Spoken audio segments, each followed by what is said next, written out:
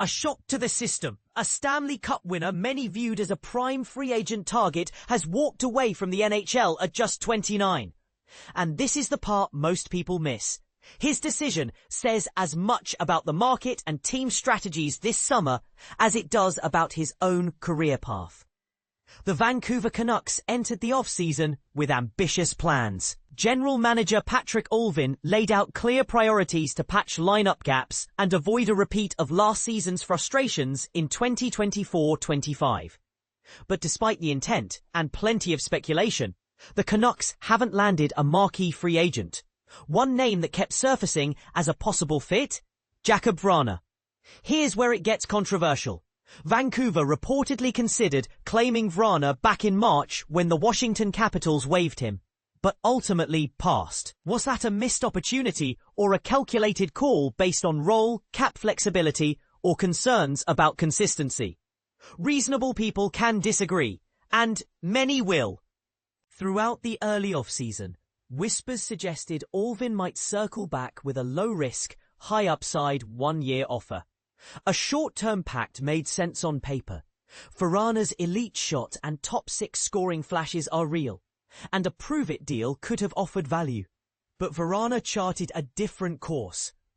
At first, he pushed back on European reports, telling Puck Empire he hadn't signed and was still in talks, including with Linkoping HC in Sweden, while also exploring other European options.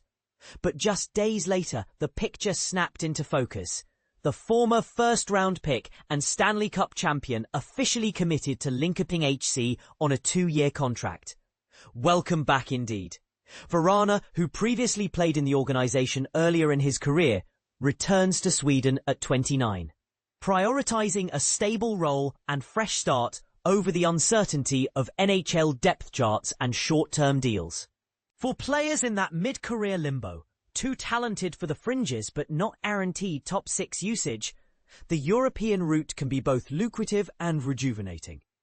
Context for Canucks fans: Vrana's 2024-25 journey was a whirlwind. After failing to secure a firm NHL contract last summer, he joined the Capitals on a professional tryout, PTO. Impressed enough to earn a 1-year deal, then hit waivers.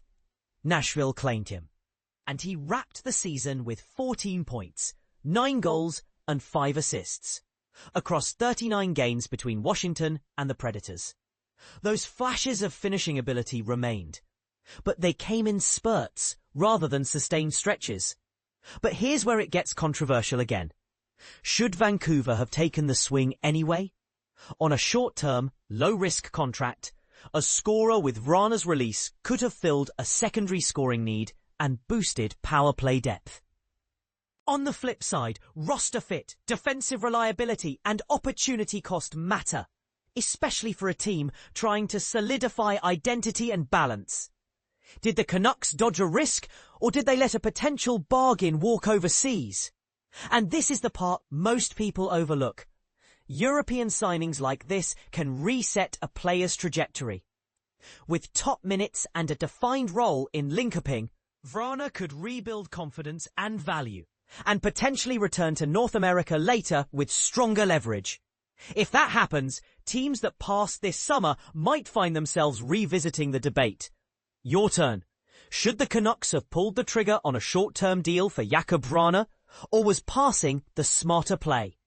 If you're Allvin, do you prioritize upside bets like this, or stick to known two-way commodities?